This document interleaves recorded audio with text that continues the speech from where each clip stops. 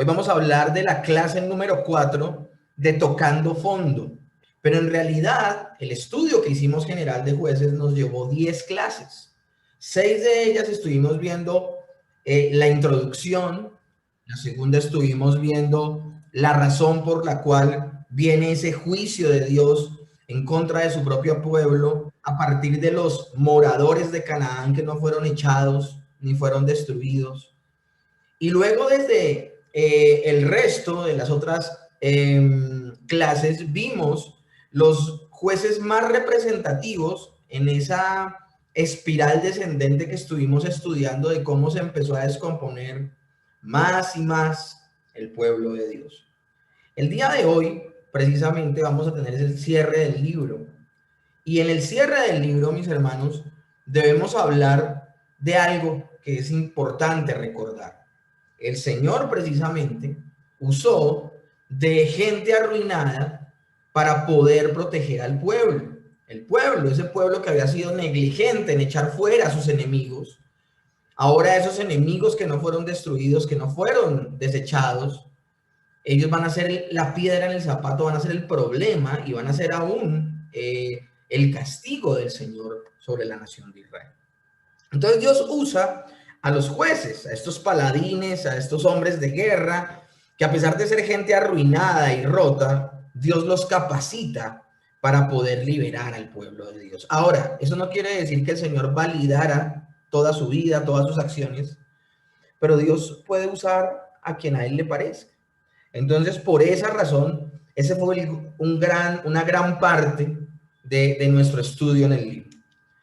Pero si hablamos en términos generales acerca del libro de jueces, podemos hablar de qué es lo que sucede, qué es lo que pasa cuando Dios no es el que está en el centro del corazón de las personas, cuando la gente se olvida de Dios. Yo hacía una referencia y hacía una reflexión más bien semanas atrás acerca de una comparación que hacía entre los cananeos y los israelitas. Y la hacía a partir de esta imagen. La historia trágica de los jueces, un relato perturbador y violento donde se muestra cuán grande es la decadencia del pueblo de Israel al punto de que Israel se vuelve cananeo. Y hablamos es en su comportamiento. Pero lo tremendo que hacíamos y la reflexión que hacía con ustedes semanas atrás es que el comportamiento de Israel es aún más grave que el mismo comportamiento de los cananeos. ¿Por qué? Porque los cananeos nunca conocieron al verdadero Dios. Ellos servían a dioses que ellos se inventaban de su propio corazón. Pero Israel vio a Dios en el monte Sinaí. Ellos vieron cómo a través de rayos y centellas se les entregó una ley y ellos se comprometieron a guardarla. Entonces es mucho más grave que lleguen a una decadencia tan terrible y paupérrima como el mismo comportamiento de los cananeos en cuanto a la idolatría y en cuanto a la inmoralidad, entre otras cosas, cuando ellos sí conocen la verdad. Y es que, mis hermanos, al que se le ha dado más, se le demanda más. Esto es impresionante cuando el Señor le dice, el Señor Jesús en el Nuevo Testamento le dice a todos aquellos que escucharon la predicación en Capernaum, en Betsaida, en Corazín, y les dice, ay de ustedes, si se hubiesen hecho los milagros que se hicieron en ustedes, en Sodoma y en Gomorra, esa gente se hubiese arrepentido, imagínense. En Sodoma y Gomorra nadie predicó el evangelio. De hecho, en el libro de Jueces vimos un paralelo que se hizo entre Sodoma y Gomorra y Galaad. Y Gabá, perdón. Es que tengo metido a Galaad, creo que es el tema del día de hoy. Hicimos un paralelo de Sodoma y Gomorra con Gaba. Y lo tremendo del asunto, mis hermanos, es que vemos que en Sodoma y Gomorra nunca se predicó el evangelio. El Señor se hizo a un lado, se apartó, o sea, una cosa impresionante. Y el Señor Jesús dice, si ellos hubiesen escuchado el evangelio que ustedes escucharon, se hubieran arrepentido. Pero ustedes, Corazín, Betsaida, Capernaum, han escuchado el evangelio y aún así han endurecido su corazón. Obviamente Dios siempre le va a demandar más al que se le ha dado más. Entonces el día de hoy vamos a cerrar no solamente la última clase de estos capítulos, sino el libro en general. Y es la conclusión final. Y vamos a ver el capítulo 21 del libro de Jueces. Y vamos a ver la tercera historia de este gran cierre, capítulo 21. Nosotros, y aquí quiero hacer un pequeño recorderis de algo que ya vimos semanas anteriores. La división natural de la historia en estos últimos capítulos. En el capítulo 19 vimos puntualmente el pecado de Gaba. Vimos cómo, o Gibeá, vemos cómo violan y matan a la concubina del levita. Y vemos cómo el levita descuartiza a su mujer en 12 partes y las envía a las 12 tribus de Israel para que éstas se indignen y se vuelvan en contra de este pueblo pecador. El segundo, la segunda división natural que hay en este libro es el capítulo 20, y donde vemos la indignación del pueblo, cómo Gaba se niega a entregarse y cómo los benjamitas, en lugar de apoyar a las 12 tribus de Israel, a las 11 tribus restantes de Israel, apoyan incondicionalmente a sus hermanos pecaminosos y se levanta una guerra civil en la cual, en principio, la idea era convocar a las 12 tribus, incluyendo a Benjamín, para que se levantaran y juzgaran, castigaran el pecado de Gaba. Lastimosamente, Benjamín se une a Gaba y son 11 tribus contra una sola tribu que es Benjamín. Y por eso hablamos de una especie de guerra civil, lastimosamente. El día de hoy vamos a concluir este estudio de estas historias que ustedes están viendo cómo se desarrolla. Vamos a ver cómo toda la nación se une en esta oportunidad para ayudar a Benjamín. Y tengo que aclarar algo, mis hermanos. Este cierre va a ser un cierre completamente trágico. Y va a suceder algo en este libro, mis hermanos. Porque en este libro se finaliza con el principio de este periodo. Imagínense. Para que más o menos ustedes entiendan, tengo que tomarme el tiempo y se los voy a explicar en su momento cuando esté dando la clase. Pero el libro de Jueces termina en el principio del periodo de los jueces. Esto que está sucediendo, la historia de Levita y la concubina, la indignación del pueblo y cómo se levantan las 11 tribus contra Benjamín y cómo aún toda la nación se une para que Benjamín no desaparezca. Todo esto sucede en el inicio de los 290 años de periodo de los jueces. Es importante que lo tengamos en cuenta. Ahora, hay una afirmación en lo que vamos a estudiar el día de hoy, en la historia del día de hoy. No puede desaparecer una tribu de Israel. Ahora, si esa tribu está en peligro de desaparecer, es porque dentro de lo que tenían que hacer las 11 tribus restantes, que decía la escritura que tenían que hacer, ellos se despasaron, se excedieron y pecaron al aplicar la justicia. Y en sus excesos casi desaparece una tribu de Israel. Entonces, lo que vamos a leer hoy es un relato de justicia y misericordia. ¿Será eso? De hecho, el hombre entiende, el ser humano entiende claramente términos como justicia, como gracia, como misericordia. Una persona natural que no ha nacido de nuevo, una persona que no ha sido impactada por la vida espiritual que solo Dios puede dar, ¿entiende esos términos? Justicia, gracia y misericordia. De hecho, el pueblo actúa con temor de Dios ante las soluciones posibles que va a dar a este problema de que inminentemente va a desaparecer una tribu de Israel producto de sus propios excesos. Entonces tenemos aquí una afirmación y dos preguntas.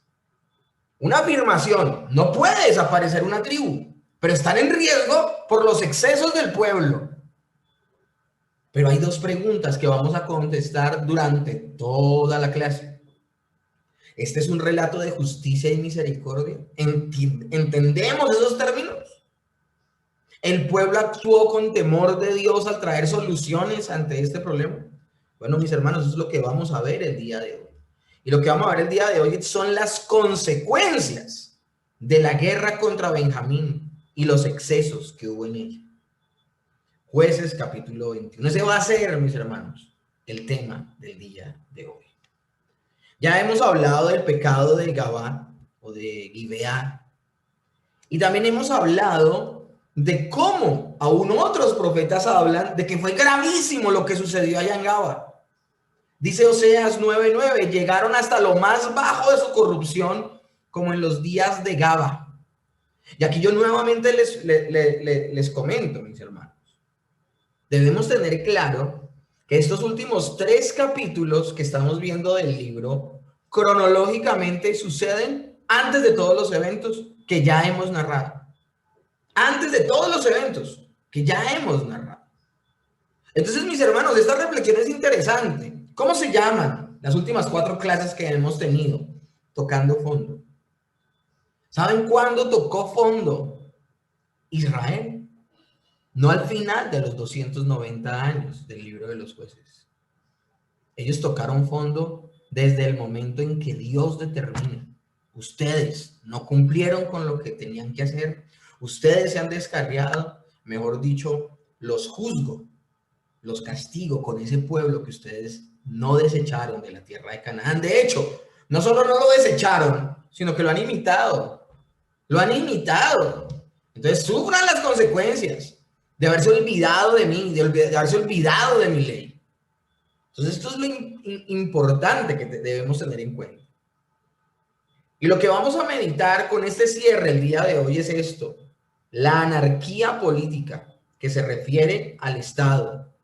Aquella que comenzó con la apostasía religiosa y continuó con la depravación moral. El paso siguiente a esto era el declive de la vida de Israel en una anarquía política. Esta es la situación de los últimos 2 capítulos del libro. Personas buscando la justicia humana, apartados de la ley de Dios, buscan sujetar a los hombres a las leyes que ellos se inventan, cuando todo el pueblo permanece insurrecto a la ley de Dios. Entonces, lo que vamos a ver, mis hermanos, es que ellos, para solucionar este problema de que una de las tribus está por desaparecer, y vamos a darnos cuenta por qué, yo lo toqué la semana pasada, ellos excedieron en el castigo y mataron a la mayoría de hombres de Benjamín, quedando solo vivos 600. Y en todas las ciudades, sistemáticamente en cada ciudad llegaron y destruyeron a hombres, mujeres, niños, ancianos. Una cosa terrible lo que sucedió. So, palabras más, palabras menos, le estoy diciendo que Benjamín, la población de Benjamín quedó reducida a 600 personas y todos hombres. No había manera de reproducirse y que nacieran más personas de la tribu de Benjamín. Eso fue terrible lo que sucedió. Entonces, nos vamos a dar cuenta que lo que van a hacer ellos es traer soluciones a ese problema. Pero ellos se van a inventar formas, van a tomar atajos y no van a ir a la bendita palabra de Dios para traer solución a este problema, a esta situación, sino que ellos mismos van a traer soluciones que se inventan de su propio corazón. Eso es lo grave, mis hermanos. La matanza de los benjamitas hizo que Israel se enfrentara con un nuevo problema. Casi toda la tribu de Benjamín había sido destruida. Y las otras tribus habían... Ahora, no solo con que quedaron solo 600 y solo hombres de Benjamín, sino que las 11 tribus habían jurado que no iban a permitir nunca, jamás en la vida, que sus hijas se casaran con algún benjamita. Entonces, ¿cómo podían ellos ayudar o colaborar en la supervivencia de la tribu de Benjamín?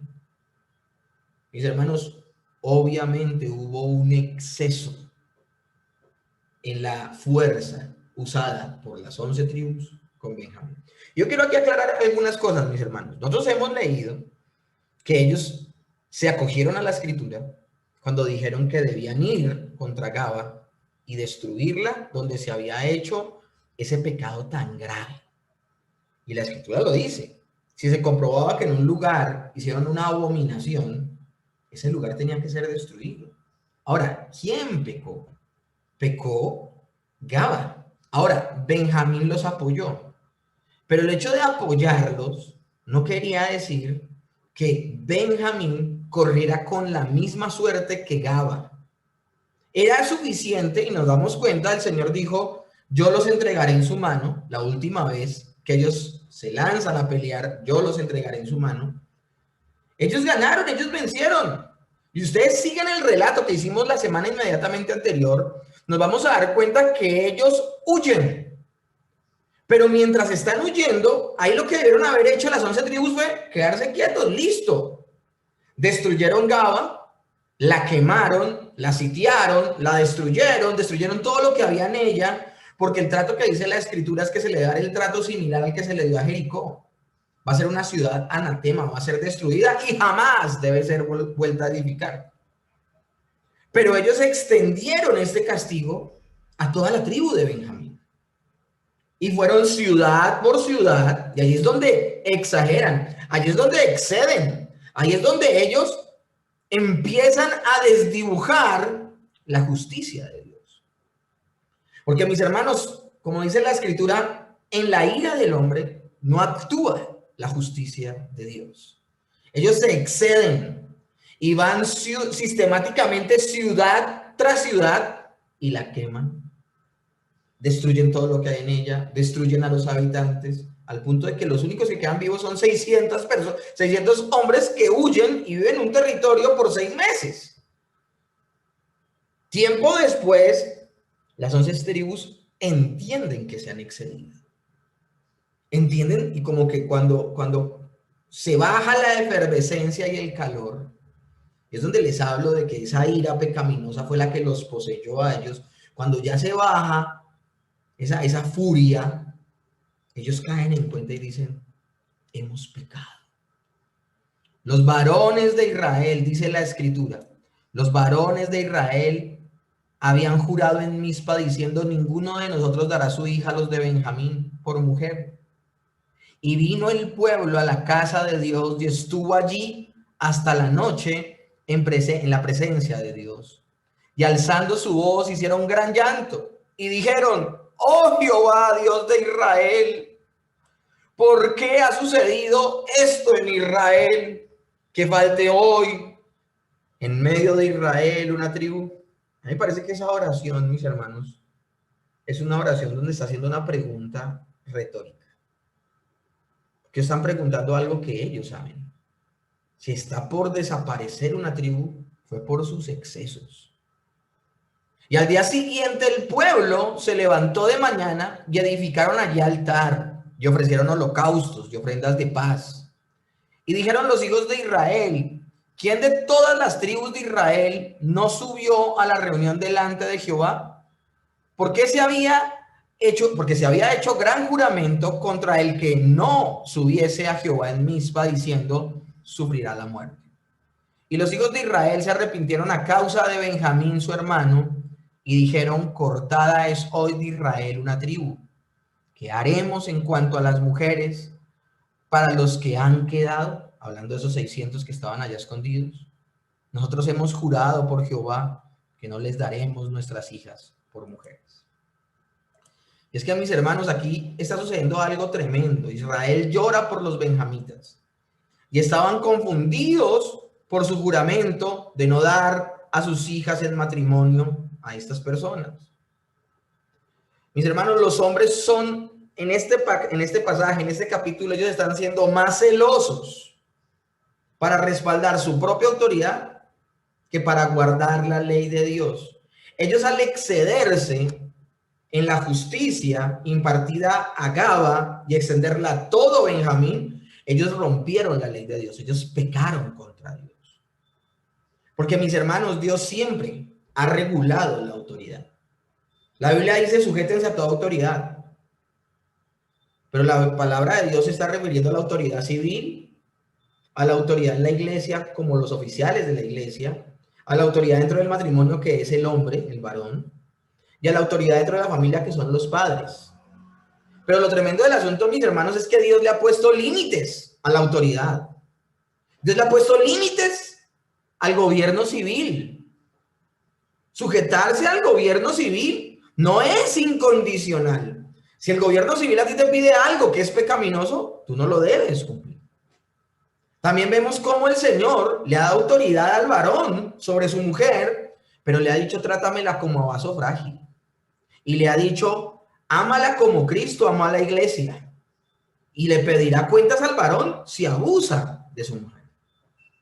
Y también vemos cómo el Señor le ha dado autoridad a los padres con sus hijos, pero les ordena o con instarlos, con oprimirlos, con ser injustos con sus hijos y provocar en ellos ira, llamarlos a ira. Ojo. El mismo Señor ha dado ciertas normas y ciertas reglas que debe cumplir los pastores y los oficiales de la iglesia, y si no las cumplen, deben dejar de ser los oficiales de la iglesia. Entonces lo mismo sucede aquí. Las 11 tribus se levantan y van a impartir la justicia de Dios. ¡Qué bien! Pero esa justicia tenía límites. La única ciudad que tenía que ser del todo quemada era Gaba, no todo Benjamín, y se excedieron. ¿Por qué ha venido esa tragedia a Israel de que una tribu está por desaparecer? Por sus excesos, por no cumplir la ley de Dios. Pero por otro lado, vemos que en solo 7 versículos, 2 veces se habla de juramentos que ellos hicieron, no guiados por Dios, sino de su propio corazón. De su propio corazón sale decir, no vamos a darles hijas a Benjamín. Y de su propio corazón sale decir, el que no venga a la reunión, lo matamos. De su propio corazón. Y ellos pueden traer ofrendas por el pecado y pueden procurar que el Señor tenga misericordia de ellos, llorando desde la mañana hasta la noche. Ya les había funcionado una vez. Pero si ellos no reconocen su pecado, Dios no los puede perdonar. Ellos rompieron la ley de Dios. Ellos deben traer ofrendas por su pecado y confesarlo.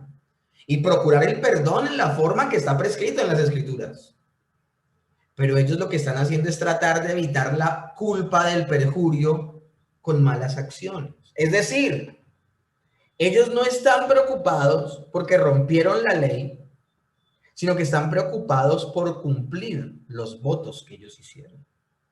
Los votos que ellos hicieron fue no dar sus mujeres a Benjamín y prometieron también matar a la tribu que no hubiese subido cuando hubo gran convocatoria para salir en contra de Benjamín. Entonces está interesante que lo tengamos en cuenta, que vayamos por partes. Que los hombres se aconsejen mutuamente para cometer actos de traición o violencia por sentido del deber constituye una firme prueba de la ceguera de la mente humana. Para ellos era más importante cumplir los mandamientos que ellos se habían inventado que cumplir la ley de Dios. Cualquier parecido con la realidad no es pura coincidencia, es una constante y sistemática forma de portarse el hombre caído.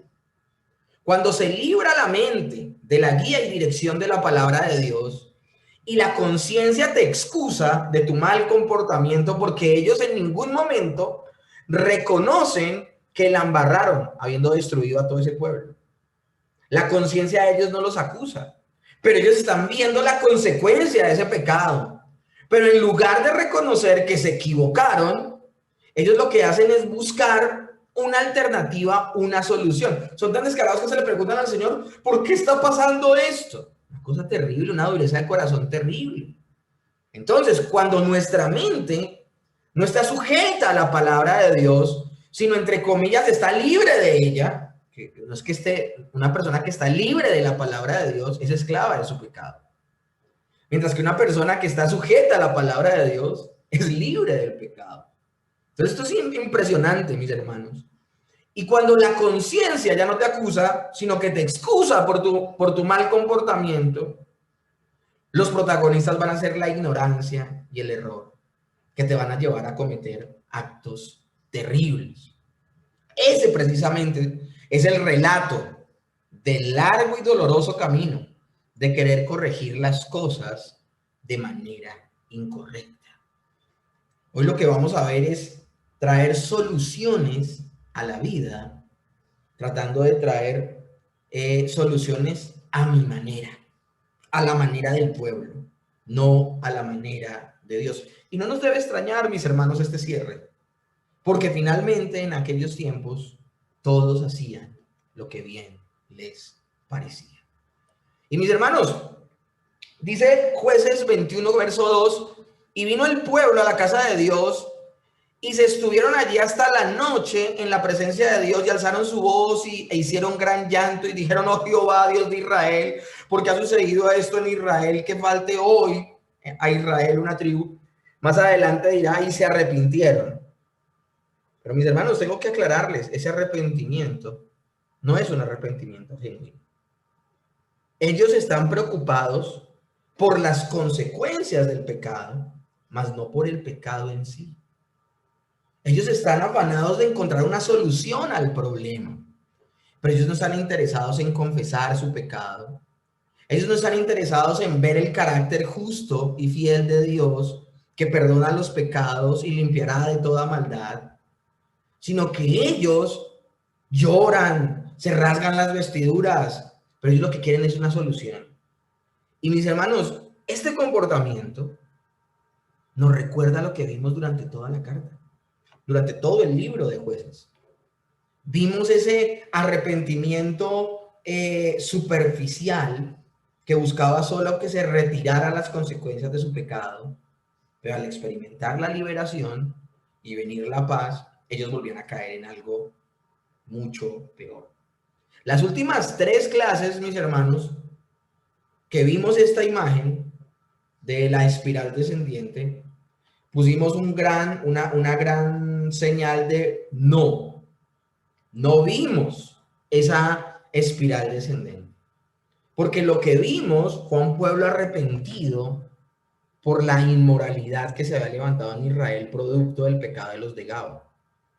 Pero eso que vimos las últimas 2 clases atrás, y que vimos cómo estas personas rasgaron sus vestiduras, y aún el sacerdote sacrifica un cordero y la sangre los limpia y ellos experimentan la limpieza de su pecado. Fue momentánea esa situación.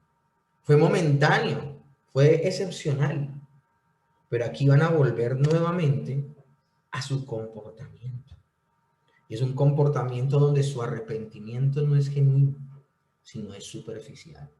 Ellos sencillamente están buscando la liberación. Pero les tengo noticias, mis hermanos.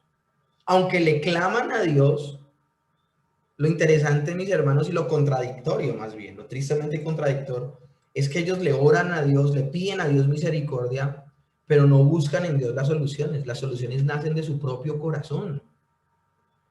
Y aquí yo tengo que recordarles, mis hermanos, el momento en que sucede esto. Cronológicamente, esta historia de lo último de Jueces sucede al principio, no al final, no al ocaso del libro de Jueces. Y tenemos 2 apoyos escriturales para decirles esto. El primero, en Jueces 19:10, cuando se relata la historia del levita, dice lo siguiente. Esto es lo que le dice el narrador al que está leyendo acerca del levita cuando está dispuesto a salir de la casa de su suegro y llevarse a su concubina. Pero esta vez el hombre estaba decidido a irse, así que tomó a sus 2 burros ensillados y a su concubina y se dirigió a Jebús, es decir, Jerusalén. El primer suministro que tenemos es que se habla de Jerusalén no como Jerusalén, sino como Jebús.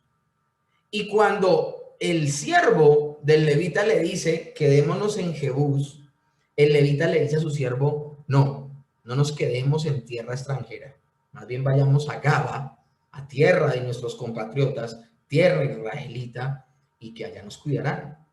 Entonces, estamos hablando de un momento donde todavía Jebús no ha sido tomada y no se ha convertido en Jerusalén.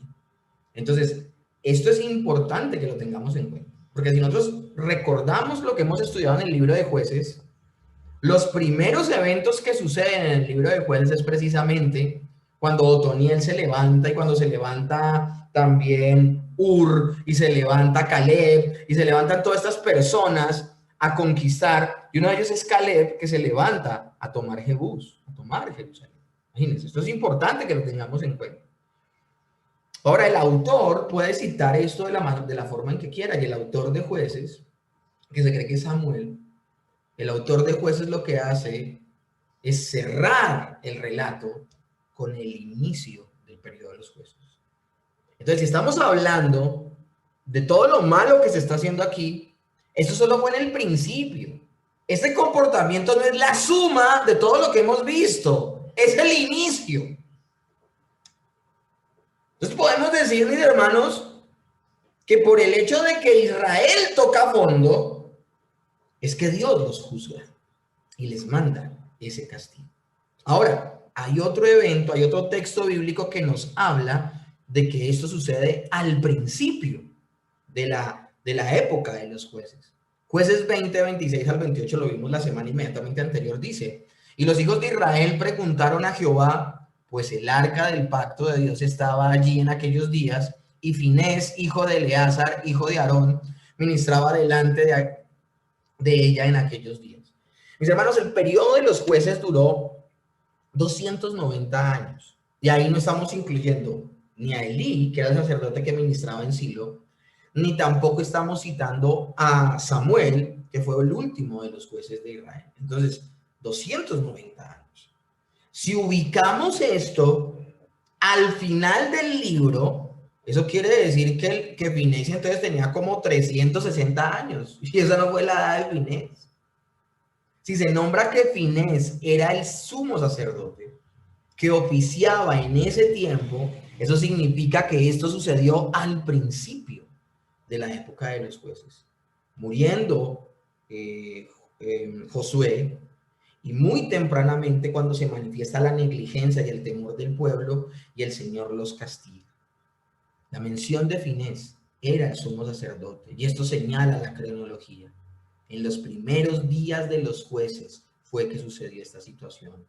Al inicio de este periodo, 290 años de tragedia, y es una tragedia muy grande durante todo este periodo porque durante todo este tiempo se olvidaron de Dios. Entonces lo que estamos diciendo, palabras más, palabras menos, es que esta es como el inicio, donde ellos como que por últimas veces buscaron a Dios genuinamente, y el sumo sacerdote hizo un trabajo de limpiar al pueblo y todo eso como lo hizo Finés, pero luego vamos a ver que durante todo el libro nunca más se vuelve a hablar del oficio sacerdotal, nunca más.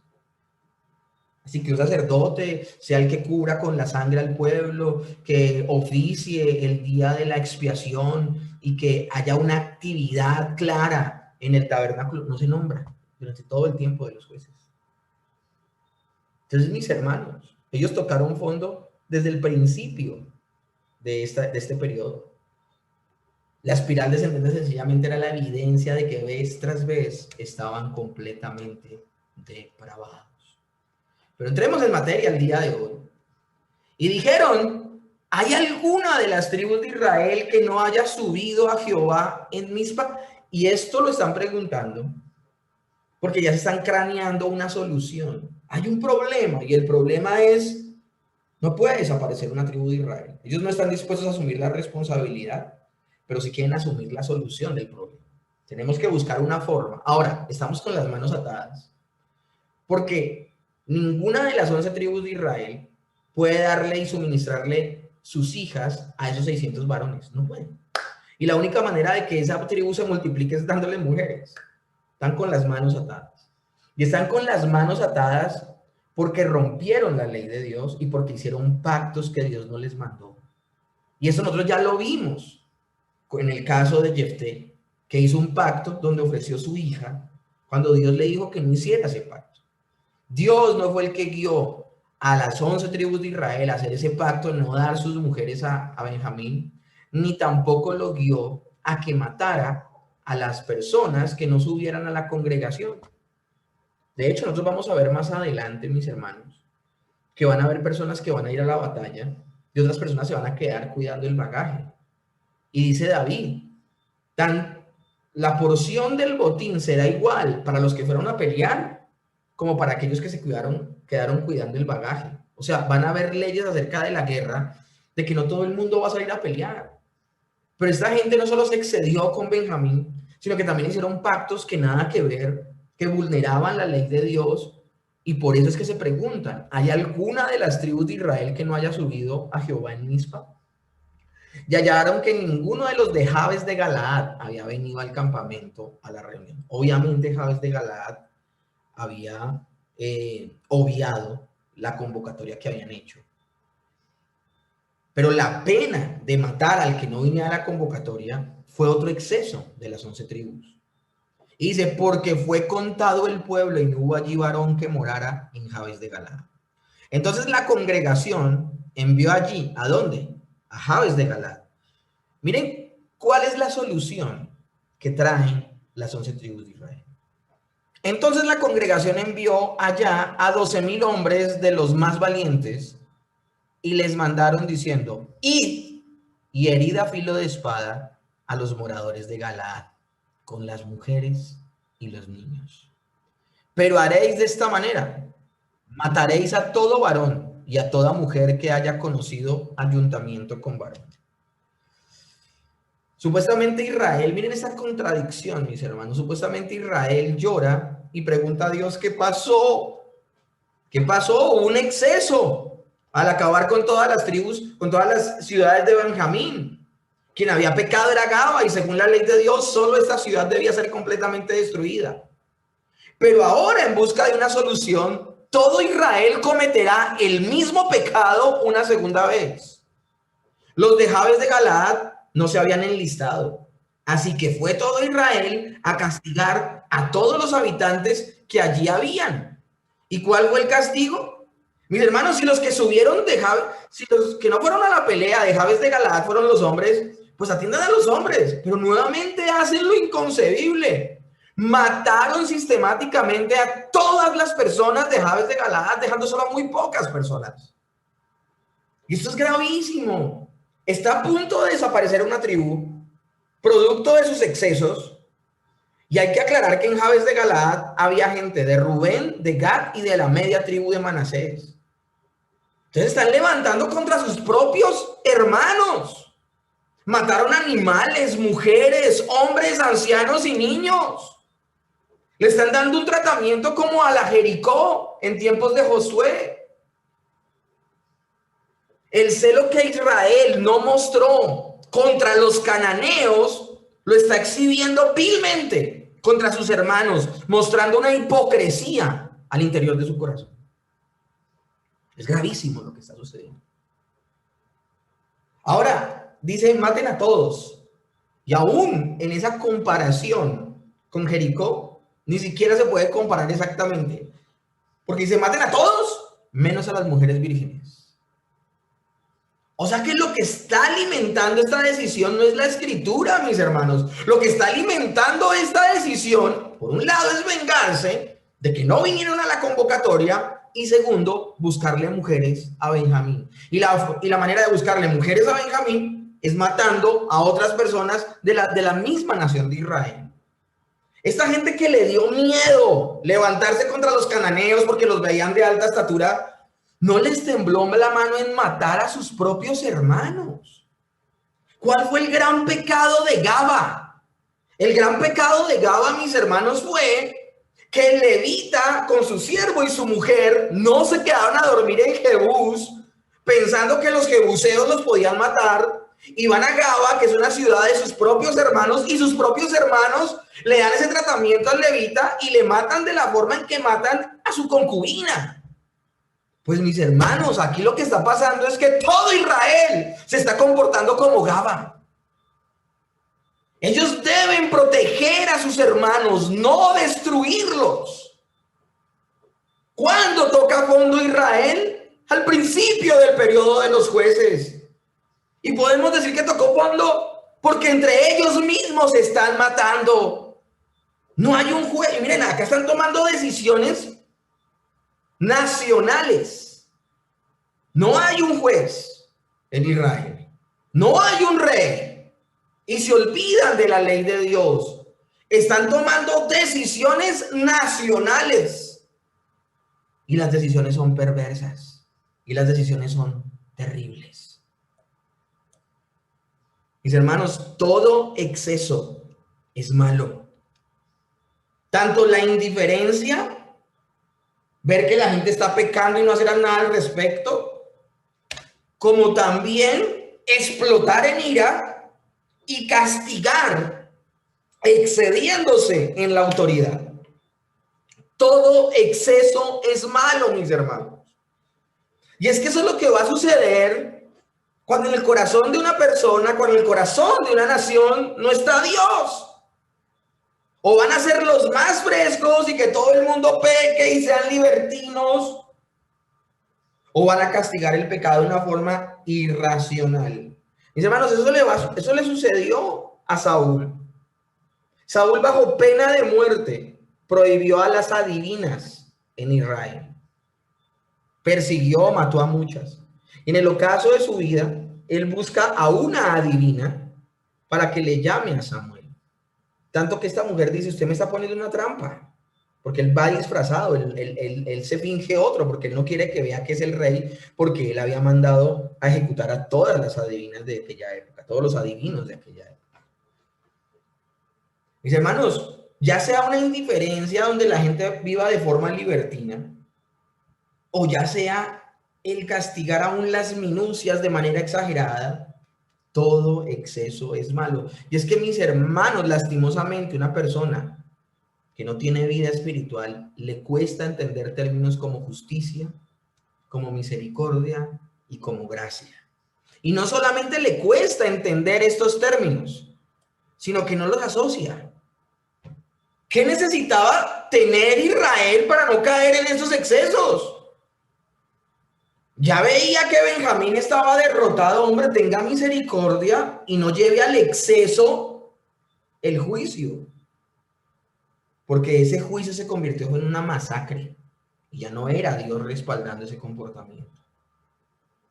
¿Qué tenía que hacer con Jabes de Galaad? Hombre, replantearse. Oiga, esos pactos que estamos haciendo son pactos, o sea, no darle nuestras hijas a los benjamitas. Hombre, pidámosle al Señor perdón por ese pacto, como a la ligera que hicimos, pero ellos están preocupados por cumplir un pacto, pero no están preocupados por matar a todos los de Jabes de Galaad. ¿Cómo pueden hacer cometer dos veces el mismo pecado? Así era la ceguera espiritual que había. Ellos no entendían términos y cómo confluían, cómo se relacionaban la justicia, la gracia y la misericordia. Pero recordemos estos términos. ¿Qué significa justicia? Justicia significa que Dios me da lo que merezco. Y mis hermanos, las autoridades representan a Dios. De alguna manera, los que impartían justicia en Israel representaban a Dios. ¿Qué iban a pensar los benjamitas de Dios? De que Dios era implacable. ¿Qué iban a pensar los de Jabes de Galaad? Que Dios es implacable. ¿Por qué no se replantearon, mis hermanos? ¿Por qué no dieron marcha atrás a esos pactos humanos y carnales que hicieron en vez de matar a tanta gente? Otro término importantísimo, misericordia. Dios no me da lo que merezco. Tal vez Jabes de Galaad se merecía la muerte, pero tengan misericordia con ellos. Benjamín se equivocó al apoyar a Gaba, pero tengan misericordia. Pero si, mis hermanos, no entendemos el término justicia, mucho menos el de misericordia.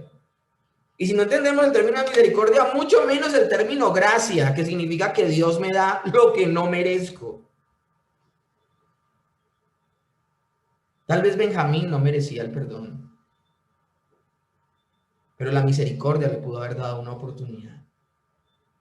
Tal vez Jabes de Galaad se equivocó al no ir a la convocatoria, pero Dios podía tener de ellos gracia y misericordia. Pero cuando una persona no tiene a Dios en su vida, cuando no ha nacido de nuevo, todos estos términos para él son extraños y de hecho los va a usar a su propia conveniencia. Va a torcer la justicia, va a torcer la misericordia, va a torcer la gracia. Eso es lo que está sucediendo aquí, mis hermanos. Y es que es imposible, mis hermanos, que nosotros comprendamos la relación que hay entre estos términos, porque ¿cómo puede haber gracia y misericordia cuando hay justicia? Dios es justo y Dios a cada uno, dice la Biblia, no tendrá por inocente al culpable. Pero a la vez que dice que no tendrá por inocente al culpable, dice que de quien quiere tiene misericordia y de quien quiere compadecerse se compadece. Es que estos tres términos confluyen solo cuando entra en la ecuación Cristo. Si Cristo, nuestro perfecto y suficiente redentor, nos lleva al pecado y nos lleva a lo que merece el hombre perecería en sus delitos y pecados, pero porque otro pereció por él, la misericordia y la gracia pueden alcanzarle. Las personas que no conocen de Dios, las personas que no conocen al Señor Jesucristo, no entienden nada acerca de la gracia y la misericordia y solo pedirán justicia. En aquella época no había rey en Israel. La gente había destronado de su corazón a Dios y por eso todo el mundo hacía lo que bien le parecía. ¿Cuál fue la solución que trajeron estos hombres perversos? Y hallaron de los moradores de Jabes de Galaad 400 doncellas que no habían conocido ayuntamiento con varón, es decir, eran vírgenes. Y las trajeron al campamento de Silo, que está en la tierra de Canaán. Toda la congregación envió luego a hablar a los hijos de Benjamín, que estaban en la peña de Rimón, y los llamaron en paz. Y volvieron entonces los de Benjamín y les dieron por mujeres a las que habían guardado vivas de las mujeres de Jabes de Galaad, mas no les bastaron. Y no les bastaron, mis hermanos, porque en Jueces 20:46 dice que eran 600 los hombres que se habían refugiado en la peña de Rimón. Y solamente 400 mujeres habían quedado vivas de Jabes de Galaad. Es decir, habían quedado 200 hombres sin mujeres. Pero mis hermanos, lo triste del asunto acá, yo no quiero que nos quedemos en eso. O sea, hoy mi afán ni siquiera es dar un estudio específico de la solución, porque la solución es una perversidad. Ellos matan a unos hermanos y toman esas mujeres. Esas mujeres de Jabes de Galaad eran las hijas de los difuntos, eran las nietas de los difuntos, eran hermanas de los difuntos.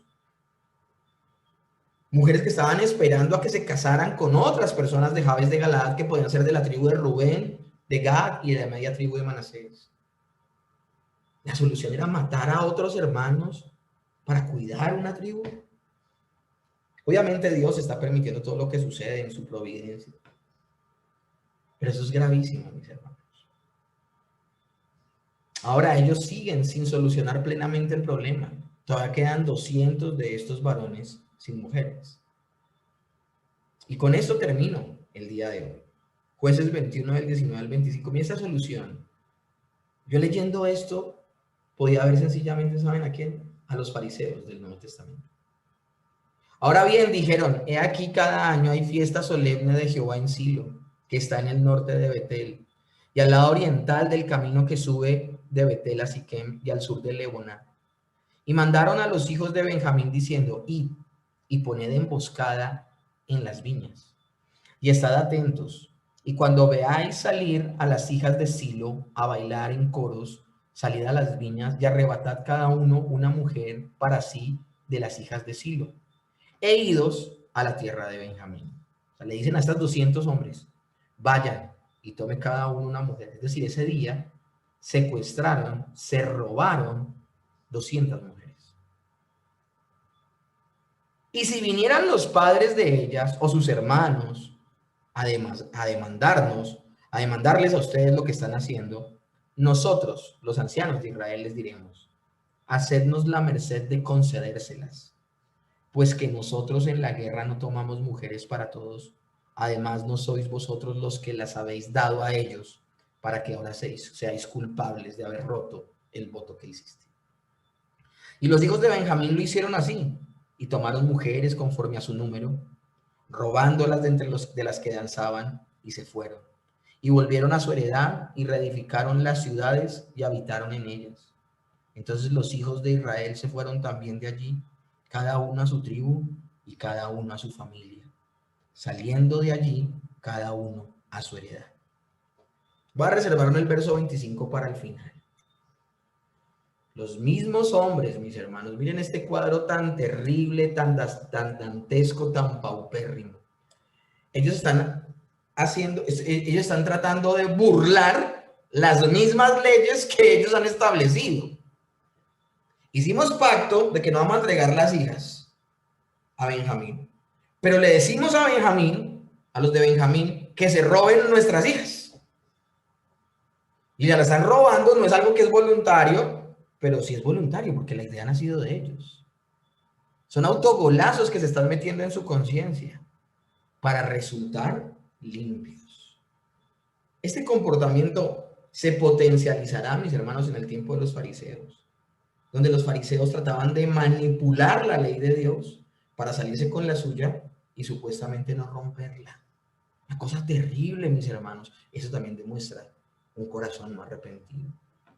Los mismos hombres que se habían enfurecido por la violación de la concubina del levita, ahora pidieron a los hombres de Silo humildemente aceptar el robo y la violación de sus hijas.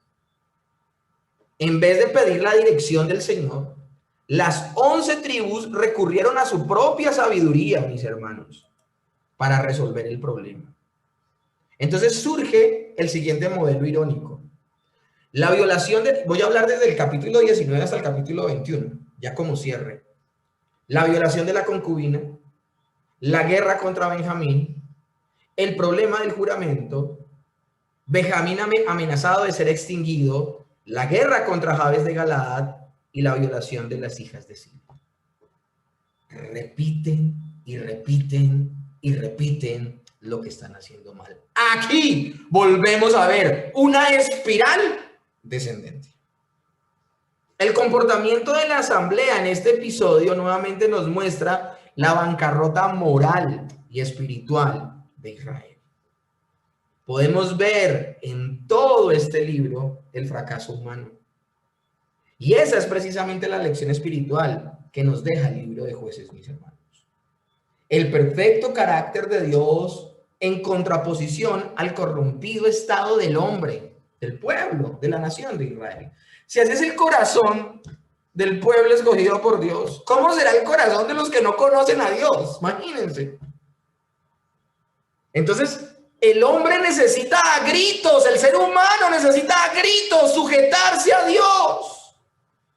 Ya que apartados de él, como dice Juan 15, del 1 al 15, nada podemos hacer. Finalmente el hombre, si no está con Dios, como lo dijo el Señor Jesucristo, el que no recoge conmigo, desparrama. Los 290 años del tiempo de los jueces fue desparramar, desparramar y desparramar. El tiempo de los jueces es la imposibilidad de hacer algo para agradar a Dios en nuestras fuerzas y a nuestra manera. Nunca ha sido a nuestra manera. Siempre ha sido a la manera de Dios. Y no podemos agradarle directamente. Necesitamos de un mediador, necesitamos de un sustituto, alguien que muera por nuestra terrible pecaminosidad. Reclamamos justicia, mis hermanos, lo único que merecemos es morirnos. Lo único que merecemos es ser destruidos, ser juzgados y ser condenados. Pero sin el Señor Jesucristo no podemos tener ni misericordia ni gracia.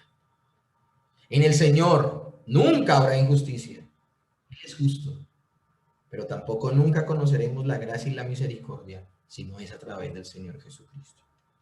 La conclusión del libro es una corrupción total de Israel. Sus líderes, el pueblo, sus sacerdotes, todo el mundo se corrompió. El verso 25, último verso de este libro, en sus 21 capítulos, el último verso dice: en estos días no había rey en Israel, cada uno hacía lo que bien le parecía. Que Dios nos guarde, mis hermanos, de vivir nuestras vidas como si no tuviésemos ni Dios ni ley.